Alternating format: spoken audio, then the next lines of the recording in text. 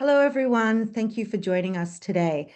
Before we start, I would just like to acknowledge that I'm speaking today from the lands of the Wurundjeri Woiwurrung people and pay my respects to elders past and present. My name is Minerva Invold. I'm an assistant lecturer in Chinese history at the University of Melbourne. Thank you for joining us today for this session in the Talks in Chinese Humanities series. The series is co-presented by the Australian Society for Asian Humanities, as well as the China Studies Centre and the Discipline of Chinese Studies at the University of Sydney. I'm really excited to welcome our speaker today, Associate Professor Yu Tao. Yu Tao is Associate Professor in Chinese Studies at the University of Western Australia, where he teaches contemporary China and coordinates the Chinese Studies course, which includes four streams of a major and two minors. Yu Tao was trained in political science and sociology at Peking, Cambridge, and Oxford. But we're really excited to see Yu Tao moving towards the humanities in his more recent research, which is centered on global China, aiming to provide theoretical insights and empirical evidence to address two interconnected questions. Firstly, how are China's government and governance systems adapting to and reacting within an increasingly globalized world? And second, what are the manifestations, key drivers, and perceptions of globalized Chineseness across diverse fields such as religion, education, migration, and heritage? So I'm really excited today because we're going to, Yu Tao's going to speak to us about a really fantastic project that I've been following, which is the 2 Centuries of Chinese Heritage in Western Australia project. And I'll post a link to that in the chat in a moment. But now I'll hand over to our speaker to present the talk. Then afterwards, we'll have time for questions and answers. You can post your questions in the Q&A box at the bottom of your screen throughout the talk or during the Q&A session at the end. Okay, so join me in welcoming Yu Tao today. Thank you very much, Minerva, for your very generous introduction. And thank you, friends, for joining me in this talk. Before I start, I'd like to join Minerva in acknowledging the traditional owners of the lands where we gather today, the respective lands where we gather today. And for me, that's the Nuga land, and I pay my respects to Nuga people and their elders, past and present. I also pay my respects to the traditional owners of the land and waters on which that we live, and then our work occurred across Western Australia and Australia. As Minerva said, I mean, before I start, I also want to acknowledge that, lots of the findings, the historical materials that I'm going to present today actually comes from this fantastic, well, of course, I would say that because I'm leading that. So this fantastic project called 2 Centuries of Chinese Heritage in Western Australia, and that was generously funded by the National Foundation for Australian-China Relations, which is an initiative of Australian government. And in the process, we also get enormously kind support from our colleagues at the National Archive of Australia, especially their West Australian office, and then the State Record Office of Western Australia. So this is the State Archive. What I'm going to present here today is actually a result of many organizations and many people's help. But I want to make it clear that all the research here is independent, and any things that I'm going to say today is totally, representing my own opinion, not even our team's opinion. I think that's important because on the one hand, I think we want to insert this academic independence anyway, but on the other hand, if anything I'm going to speak is ridiculous or stupid, that's totally my fault, not our funders and helpers' fault. And as I said, this is a collective project hosted at the UWA. So it's led by my colleague Professor Benjamin Smith and myself, and then we work with our colleague Lucy Hare, who is a professional historian, and we have a few great project assistants, and we got great support from our school leadership and university leadership, and we are advised by a great advisory board on which Minerva sit as a member. But as I said, anything that I'm presenting today is just totally, my own opinions here. Before we start, I just want to show you that this is indeed an exciting project. For example, just within the last month, quite a coincidence that my colleague Lucy Hare, and while working with my colleague Professor Ben Smith at the State Archive, they actually found the certificate or the certificate issued to Liang Qichao when he actually visited the state in 1900. So that's more than, that's roughly one and a quarter of the centuries ago. And I guarantee for many of us, this is probably the first time to actually see this archive. And if you're really interested in seeing the digital copy of the archive, and I, of course, only I'm only showing you like a page of that file. And I think that file has been sitting on the colonial secretary's archive somewhere in Perth here and there for about 125 years. And this is really thanks to our colleagues and the project that they were unearthed finally, and now it's for the public to see that. I understand that Minerva is going to share the link of our project, and also I put the link there. So from our website, you can go to our portal and then you can explore. But I do need to make a confession here as well. I mean, for those of you who come here because you do want to hear about Liang Qichao, of course, I mean, I think these things will make you exciting. And if you read clear, even onto this page, you find some exciting findings. For example, firstly, even though Liang Qichao, for those of you who kind of are more familiar with his visit to Australia, and there has been, I'm going to mention that later, there has been writings about his visit.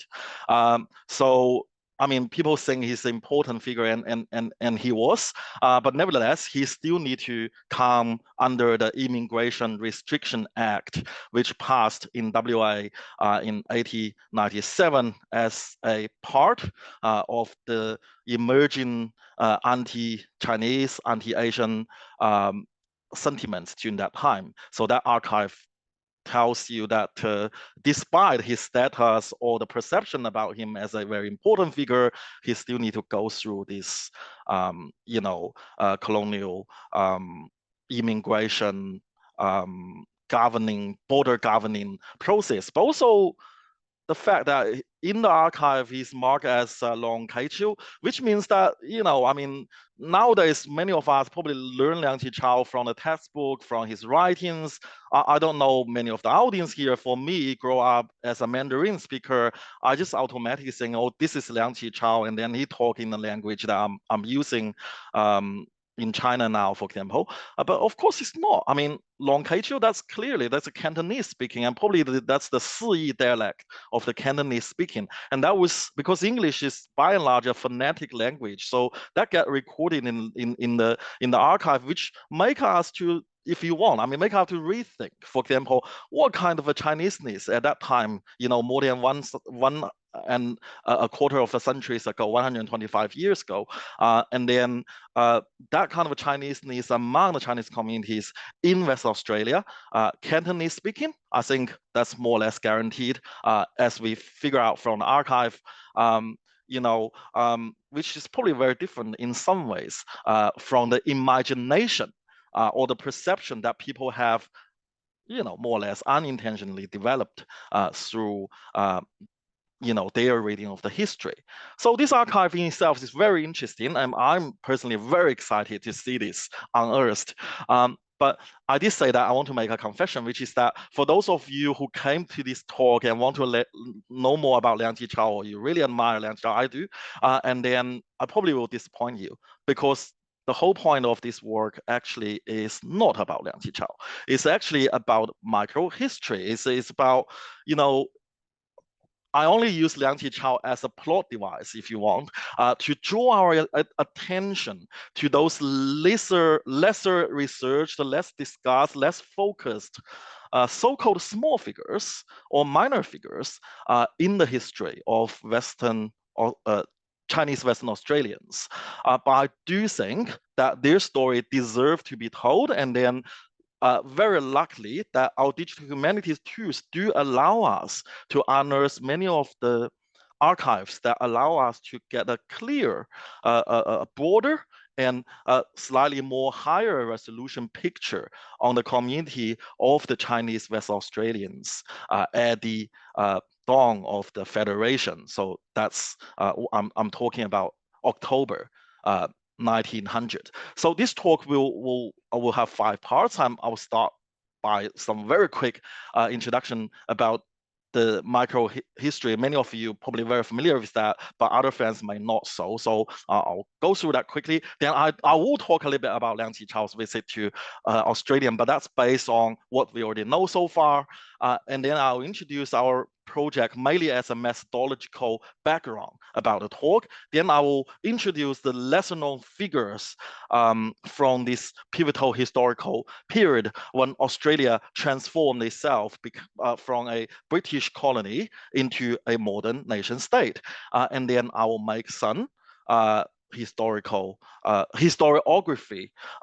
some arguments on historiography there in the end.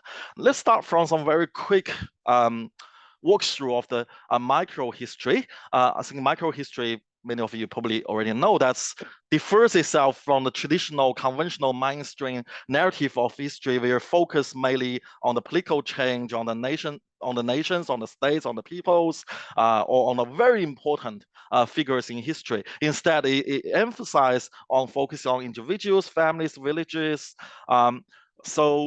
But the point is not just to focus on the smaller places or people. The focus is to say that we also need a history, a narrative, a lens that we understand history from the below, not just from those empires, generals, ministers, laws, but also we need to understand the everyday life of ordinary citizens or community members at the times that they lived, and they are as important as revealing as the official histories that we all learn in our textbooks. We started from continental Europe in the 1970s. Italian, French scholars produced these wonderful examples where they revealed how ordinary people's life and their thoughts in the nowadays people probably just call that as a medieval period, in villages and then in the local courts.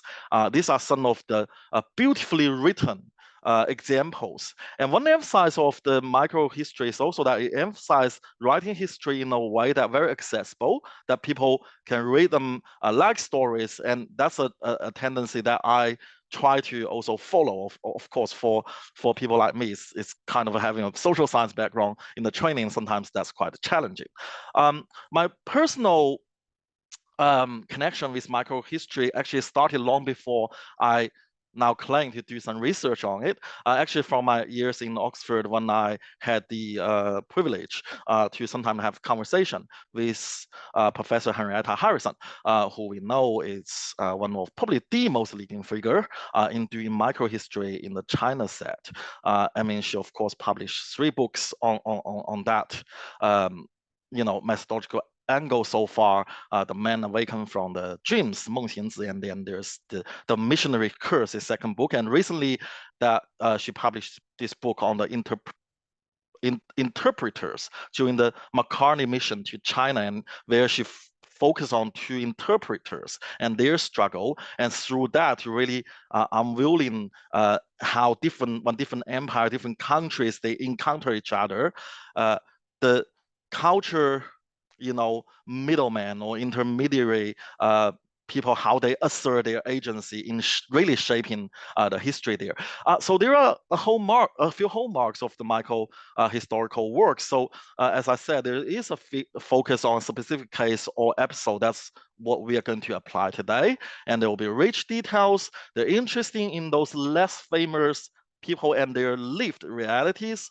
And then there's tendency of foreground the agency and contextual complicity. But there's really one thing I think I want to emphasize, that to focus on small people don't mean that we ask small questions. The goal is to rethinking some of the big questions through the small stories, which I will come back at the very end of my talk today.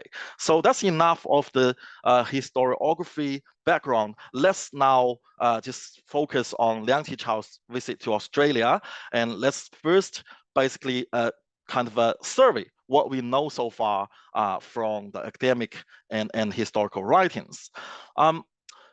Many of you probably are familiar with this picture. Now, this picture was taken on the first day of the 20th century. So that's, to be precise, January the 1st, 1901. And the place was Sydney, and to be more precise, Centennial Park. That's where the declaration of Australian became a nation state. So the Federation of Australian, the ceremony of that took place. Lots of people there. Some research says 500,000 people. All across Sydney. Might not necessarily just in this park, but along the way where the ceremony parade happens. But some of you might already know that, but many of other colleagues and friends may not know that among this crowd, there's one Chinese face. I mean, I'm pretty sure, guaranteed, there was some Chinese face, because from the archive we will know that at that time the Chinese was already a notable. They had a notable percent in New South Wales or a few other Australian colonies. But the unlikely face here is actually Liang Qichao, because he's famous not because he came to Australia or we know that he traveled quite a lot after 1998, when there is a failed reform that he and his master Kang Youwei led in Beijing, and then he did travel to lots of countries, and Australia wasn't. His journey to Australia wasn't like normally remembered as the most significant journey to his kind of life stories. On the other hand, and he's famous because not because his trip to Australia, but because he's, I think, probably the most, if not the most, then definitely one of the most influential intellectual of modern China. His ideas of actually what is China and what is Chineseness, that kind of influenced not only his followers, but sometimes also his opponents, like the Kuomintang and later the Communist Party of China. They might not like some of his ideas, but eventually, regarding what is 中华民族, what is the Chinese nation, they will more or less follow Liang Qichao's early argument of this unity in diversity, which I like to think probably also influenced some sorts of other leaders, maybe Indonesians. Sukarno, I don't know, I don't have evidence, but I mean, he's a very influential intellectual. And I did say this is a microhistory. I don't want to focus on Liang Qichao, so I'm not going to go into so much about him, apart from telling the friends here who might not extremely familiar with Liang Qichao that he's very influential, and his influence mainly in China, and then on China's modern thoughts, literature, political ideas, and many other aspects. I do want to mention one thing, that it's quite a coincidence. I actually think this has nothing to do actually with his travel to Western Australia or Australia in 1900. But Liang Qichao himself is, not many people probably would also, how to say, I mean, Liang Qichao as a man of his time, I mean, he has many identities, I suppose, many occupations. He was a intellectual, a politician, but one of his many identities or occupational identity, I suppose so, is this. He's a historian, but in a sense, not to find new materials, but to argue for a new historiography. And he actually published in 1902 a book literally named the New Historiography, which I think quite a coincidence, or maybe it's a part of a trend, that actually urge people to rethink about the way they look into history, like not just the traditional stories that focus on the significant individual figures, as I said earlier, emperors, lords, generals, and ministers, but really look into the people, 人民, and the society, and then study the social, political, and cultural ideas rather just the facts there, right? And also put China in the world, and then study not just the dynasties and the imperial courts, but also the state and the nation. And many of these ideas, I think if Liang Qichao were here to hear this talk about him coming here, but really not about him, I think he would agree that he shouldn't be the focus of his own trip. Another reason is that for actually, if you really care about Liang Qichao's journey in Australia, we already know quite a lot of him, his journey. Probably not in the English world, but if you just go into the archives, and he came here not alone, and he didn't speak much English at that time. And judging from the archives, he probably also didn't speak much Mandarin because he didn't need to, right? Lots of the people here at that time spoke Cantonese, and the particular dialogue of Siyi, or in which Xinhui is a county where Liang Qichao came from. So he didn't need to speak Mandarin. He spoke Cantonese, but he did need to speak English. So he had this translator, interpreter, Luo Chang, who eventually became the son-in-law of Liang Qichao's master Kang Youwei. But Luo Chang at that time was only 17 years old, fluently speaking English and Cantonese, I suppose Chinese, and then Latin. Actually, he eventually went to Oxford and then became a diplomat of the Republic of China. But he actually noted down Liang Qichao's journey, and then published almost contemporarily in an Australian newspaper, but in Chinese, and the Donghua Xinbao. And then now, if we go to the Great Tour of 12, and then you can also see those writings there. And then, of course, we have materials, material legacy of what Liang Qichao left here. And then we also have lots of academic writings about Liang Qichao's journey there. And then the scholars I really admired, Gloria Davis, John Fitzgerald, who I actually met yesterday, and Mei Feng Kuo. They all have already mentioned about this journey. So this journey is not unknown in many regards. So what we know about that, well, we know the historical context, and he came here mainly in the instruction of Kang Youwei, his master, and both of them fled the Qin government after their failed reform in 1898. And Kang Youwei sent Liang Qichao to Australia in 1900, mainly to try to gather the support from overseas Chinese at that time in Australia, and more particular, trying to raise funds for their reforming political activities there. And so he came here. He actually arrived in Perth in October 1900, and then he only stayed for 12 days in Perth. And this talk is about that 12 days, but we can learn so much from that 12 days, not because of Liang Qichao, as I said, but his journey did reveal quite a lot of stories. But then he onward, after leaving WA, as many people do, probably even nowadays. Of course, nowadays people drive. In those days, he was on a boat, and then he went to Adelaide, Melbourne, and eventually Sydney. And he stayed in Sydney for about half a year or so, or more than that. And then he left Australia after that. So we already know fairly quite a lot, I think, about that, in my opinion. So what additional information or value our project or portal can put into that? I suppose nowadays, because of the AI and translation and many other things, if we just, for example, you can use the OCR, which means that you can put a Donghua Xinbao news article there, and then you can get all the characters out. It takes really seconds or even shorter time. You can make those into the text that computer can read, and then you can get a fairly good translation, in probably seconds. The problem there, of course, is that you still need to verify the people name and the location names there, and that needs lots of local knowledge. And the LLM, the large language models we tried before, and they're not very precise when they come to very precise knowledge. And I think that makes total sense, because behind the LLM basically is these statistical models, right?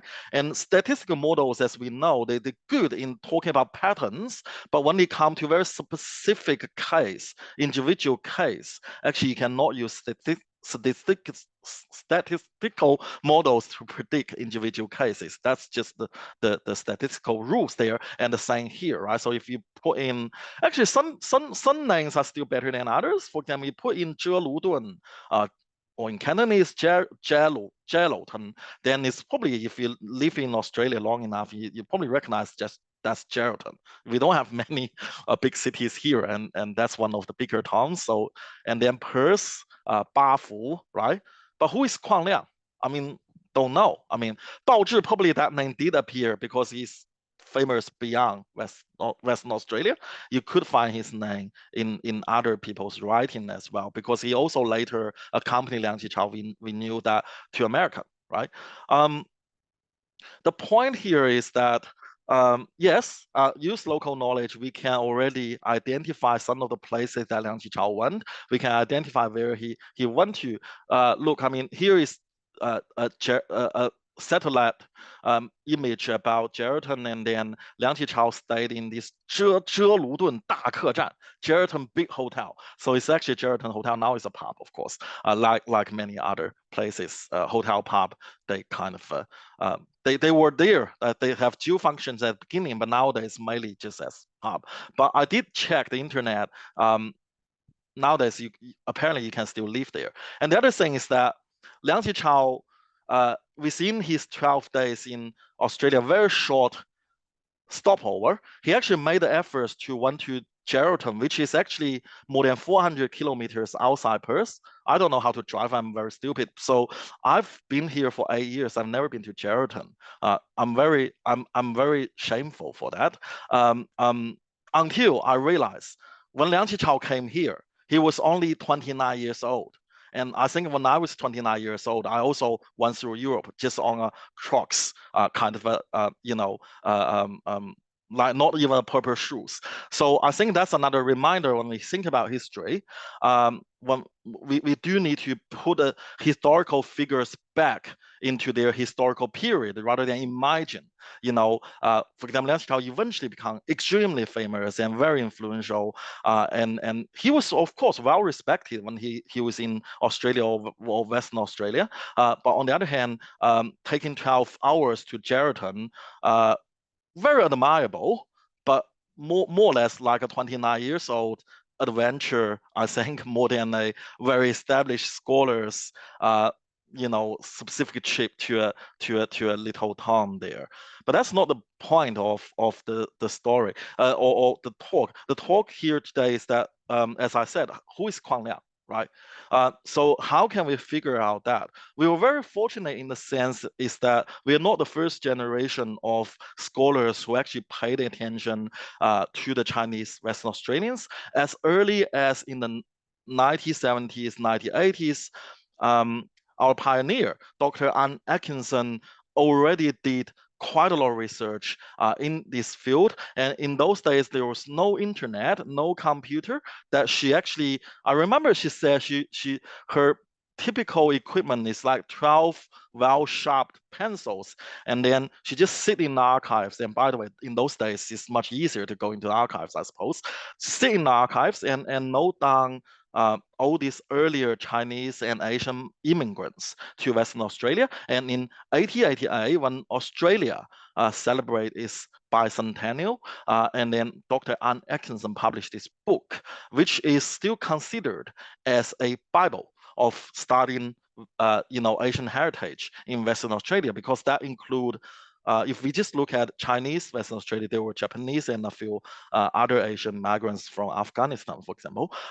So there's about more than 3,200, entries. So this is a dictionary with the early migrants' names and then their occupation and a few short paragraphs about them. Well, that's invaluable as a starting point. As a dictionary, of course, as a physical dictionary, it has its inherent challenge there because even though for example, people's link and social network, even though they are inherent to the migrants, their daily life and their political and social activities. On the other hand, if it's a dictionary, it's a physical dictionary, it has to be arranged in certain way. And in this particular case, it was arranged quite logically following the alphabetical order of people's surname, um, which means intentionally or unintentionally, mostly unintentionally, you know, uh, you cannot really, by our human brains, to uh, automatically and naturally process the social networks there because these are just names in the dictionaries. And of course, sometimes they are very, very simple. But it is a very, very valuable foundation. In fact, without Dr. Atkinson's foundation, there's no way we can start, especially given nowadays, the archives are better guarded, better preserved there. You just cannot go there sometimes to just looking for things if you don't know what you're looking for. But we are also very fortunate to have the blessing and the support of the local historians, especially the community historians and the family historians. The community historians such as Mrs. Kaylin Pun, who sits along with Minerva and a few other great colleagues in our advisory board, and they provide us with a lot of local insights. For example, now I've been in WA for 8 years. I probably can interpret Geraldton as Geraldton as Geraldton. But if you ask Kaylin, I think Kaylin's probably give you that answer even quicker than ChatGPT or any other AI tools, and more accurate, of course. But one thing that any other materials cannot replace the local knowledge is, for example, Kuang Liang, which I'm coming back in a few seconds before I just show you what our project did.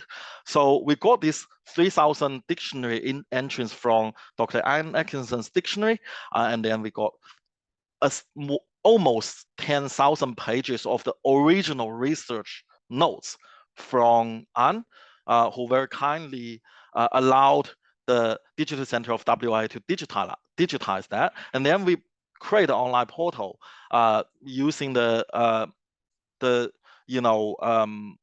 infrastructure that UWA provided, but also the resources that the National Foundation of Australian-China Relations provided. We created this 2 centuries of Chinese heritage in WA portal, especially with lots of help from my colleagues Lucy, Ben, and Caroline, and I actually did very little regarding the actual dirty work.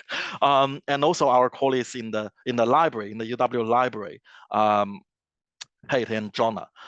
So what we do is that we have this An Atkinson collection, almost 10,000 pages, and we have many other things we gathered in the archive from the communities, from the families. We put them in the state of arts digital humanity platform UWA collected, and then we basically make this online portal everyone can use, everyone can see, and I'll show you a little bit later when I talk about these figures that we identify from the history. So Kuang Liang, let's go back to that. Look, I mean, Kuang Liang nowadays, if you speak Mandarin's Kuang, I think it's very difficult for us to actually make Kuang and Feng together. Feng is, of course, a particular pronunciation in the dialect of Cantonese.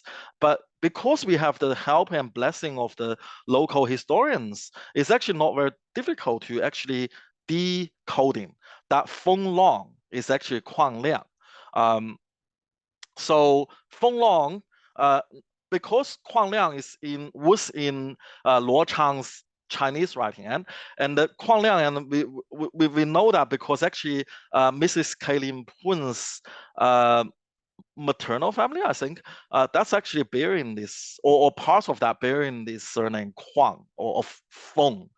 So Feng is a pretty influential surname among the Chinese Western Australian communities. So with that local knowledge, we can very easily that just identify that Huang Liang in Luo Chang's writing is actually Feng Long, and that particular spelling of English is very useful because if you just know Huang Liang, actually it's very difficult to find who he was and what he did. But because of, we also know that he was known in the Western Australian more than 100, well, almost 200 years ago, maybe 150 years ago, that he was known as Feng Long. Then we can then go to the colonial archive to basically figure out, who he was, what he did.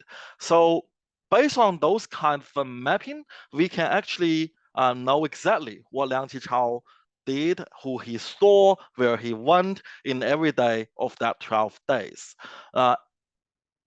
I'll keep this page here for 1 or 2 seconds, just in case you're interested. You can take a photo and then you can read by yourself. Because as I emphasize, this whole talk is not about Liang Qichao. Also, so far, I'm probably halfway through that, and I keep on talking about Liang Qichao. But I really want to actually emphasize 3 people here, and I underline them. Chen Ha, Feng Long, who I already mentioned, and Song Kuang. These are the people who are really important figures in the Chinese community at that time. Of course, they were there to host Liang Qichao. But without Liang Qichao's visit as a plot device to make us really focus on them, their stories just vanish sometimes in the historical changes there. So who are these figures? So you can go to our portal and put the names there, the names that we identified from local knowledge. That Chen Xia in Luo Chang's writing is Chen Ha, and then Huang Liang is Feng Long, and Song Guang is Po Song Kuang. So you put that in the portal, then you can see lots of information from the archive. Of course, we keep on also enriching these historical archives there. So for example, you put Huang Liang there, you put Huang Liang nowadays because I also put Chinese characters there so you can find him. But I mean, if you put Feng Long, then you can see lots of information from archives about him that actually WA wasn't his first migration destinations. He went to the United States. And I was in Hong Kong 3 weeks ago, and then there's a huge exhibition in the Hong Kong History Museum that talk about the Jinshan, how Hong Kong links Cantonese-speaking people to California. But also, like, we also know the link between California and the Xinjinshan, like Melbourne or Victoria. But this kind of archive also shows us that actually Western Australia is also part of these global migration networks there 150 years ago. But also, like, the archive or the digital humanity tools allow us to really have multiple links of these people. So now Huang Liang is not just Huang Liang, that just single entry in Anne's dictionary. You can know his children and you can click into that and other relatives. But also, very importantly, in the dictionary or many other writings, it's just about the characters, the figures, the words. We were able to go to Anne's archive, more so to the National and State Archive, the original files, and digitize them, either directly or through our colleagues there. And then you can actually see who these people were. So I think I was very shocked, moved, I think, less shocked, more moved, when I actually see, okay, this was the gentleman who hosts Liang Qichao that night in Geraldton. And he looks like that, and that's how he wants to present himself, right? But more than that, you actually also get address, and you can use the geographical information system data. You can link that with, for example, Google Map. Of course, you can link with archive, and you know what those early Chinese West Australians did, like the shops they opened, the shops eventually turned into, for the Kuangliang shop, Wingangwu, eventually turned into Sydney Phone and Core, and then that one actually, if you go to Google Earth or our collection, you can still see that's still there in Geraldton. Next time you go to Geraldton, you go past there, now you know the history of that. And then also this gentleman Chen Ha, who I will talk a little bit more later, that, when I first see his face, because he eventually played an important role, not in WA, but in New South Wales, where when the white Australian policy become more severe, that he actually united people to petition against it. And then he went to Hong Kong to help to establish one of the big departmental stores in Hong Kong. And then he died actually in 1943 when the Japanese occupied Hong Kong. But we know his company, and we know that Liang Qichao actually stayed on top of his shop when Liang Qichao visited there. And then we can find because now we know roughly what time his shop was there. And through the state archive, we can actually see the photos there. And that's 1906 on a particular street of Fremantle. And this you probably cannot see too much. But if you zoom really into that, you do read this. This is Chen Ha Woolley and Co. In fact, that building still was there in Fremantle. And then this digital humanity tools really just very intuitively links the past with the present. And not only that, through these key figures, we can also, through the archive, figure out their narratives, relatives. And for example, majority of the people in the archive and in our portal, they're male figures that represent the gender distribution of Chinese Western Australia community in those days. But on the other hand, I think it's really important to also visualize and then talk about the women's stories there. My colleague Lucy is going to, she has been doing some research there. She's going to write an article about that very soon. But I want to show that we have not only the picture of Song Kuang, but also his wife Rose there. So I hope you're as exciting as me, but now we in the conclusion part of the talk, and we talk about the bigger things. As I said earlier, we focus on the so-called smaller figures, not because they're small, not because we're just interested in the anecdotes of the history, but really because in looking at these people, it gives us a better understanding of the bigger history. So on that, I want to make 3 historiography suggestions there. Firstly, I think from what we study in the portal, we really need to go beyond the coolie stereotype about the Chinese presence in Australia or West Australia at the 20th century. What do I mean by that? Well, we all know that, or many of us probably know that, market gardening was one of the major occupations for Chinese Western Australian or Chinese Australians in the early days of the Federation. And that reason because they were excluded from many other sectors where they were viewed as direct competitors of the European migrants, and market gardening seems to be one of those less threatened fields. So, but if you search Chinese market gardeners, Western Australia, the picture guaranteed, I think will emerge at the beginning of your search is this picture from the State Library, where a very typical Chinese market gardener, has a hat, a very, old clothes, probably a bit dirty, bare feet, pretty much like lots of Australians I see in Bali anyway. But anyway, this is probably the presence of the Chinese Western Australian in those days on internet in the mainstream narrative, but they are only a part of that community.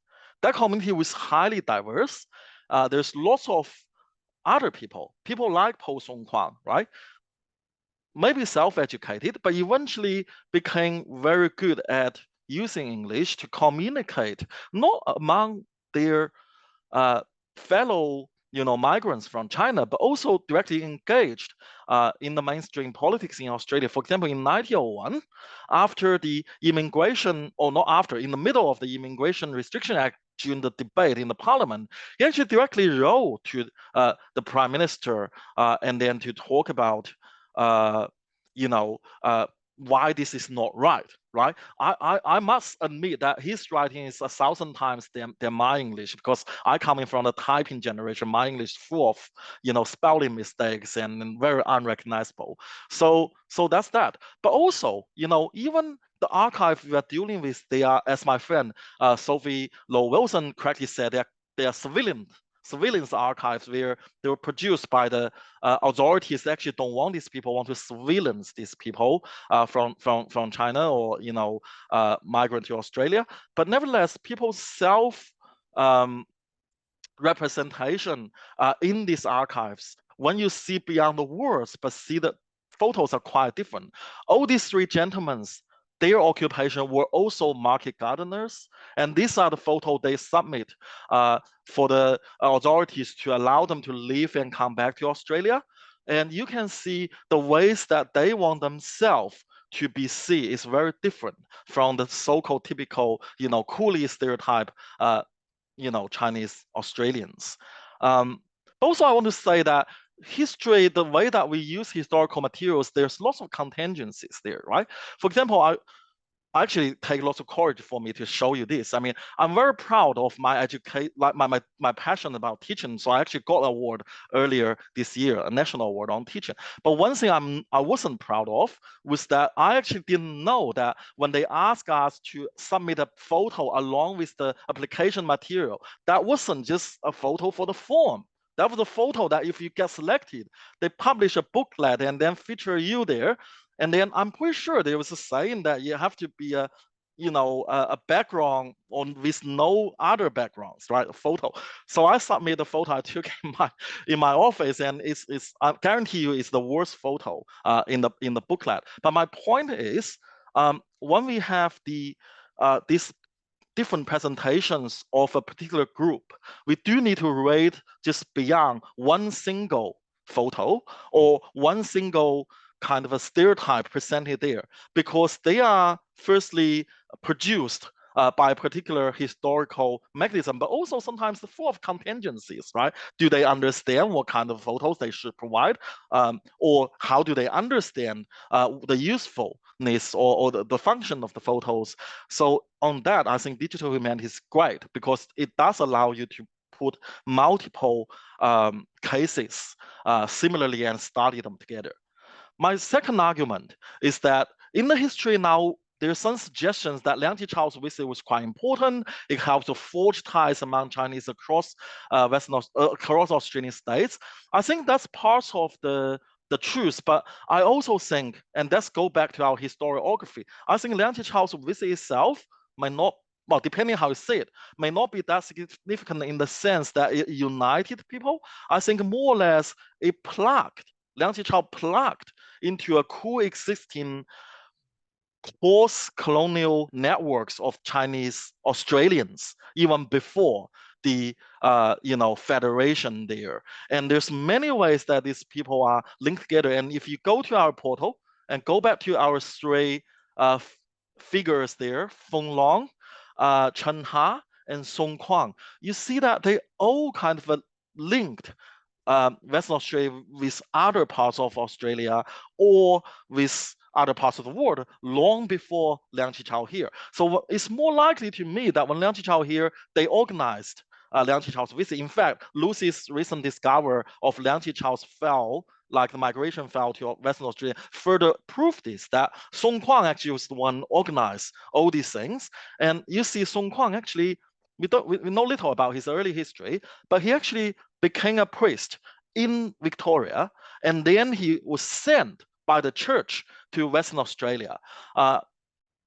So these links exist long before the federation. So Liang Qichao really plugged into this network rather than that he united. He might increase the visibility and the link among these elites or these commercial elites of the community, but I think it's more that he plugged in rather than he created. And I think if Liang Qichao were here, he would probably agree with me because I more or less think that's the historical facts anyway, but also because I think it was his argument that we should pay less attention to these key figures which always under the spotlight of historical observation scrutinized, but really is the people surrounding them making their journeys possible. They were the people who actually created the history.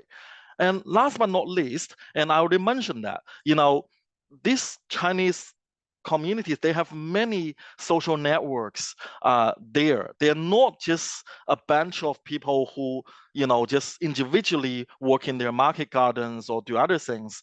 There's lots of different types of networks. These varieties of social capital is concept I try to argue in my forthcoming book that's actually about religious in China. But you can also apply that to study the group that we are studying now. So I think we really need to pay attention to the three C's: companies, churches, and community centers, and not as separate or competing entities, but really as highly overlapping and highly linked. Social networks function as nodes of exchange, information flow, and mutual aid of the Chinese communities there. And in that regard, that's not too different, I think, from our observation of contemporary Chinese Australian communities there to many regards. So in that, we were very lucky to get additional funding from UWI to really kind of studying this transbordering, or lately I think is better word, trans-territorial communities, and fostering these comparative insights not only across the space, but also across time. So on that, I will conclude my talk. I'm very happy to answer any questions, and I will leave these things on screen for a while. So if you want to go to our portal, you can simply use your phone and scan that.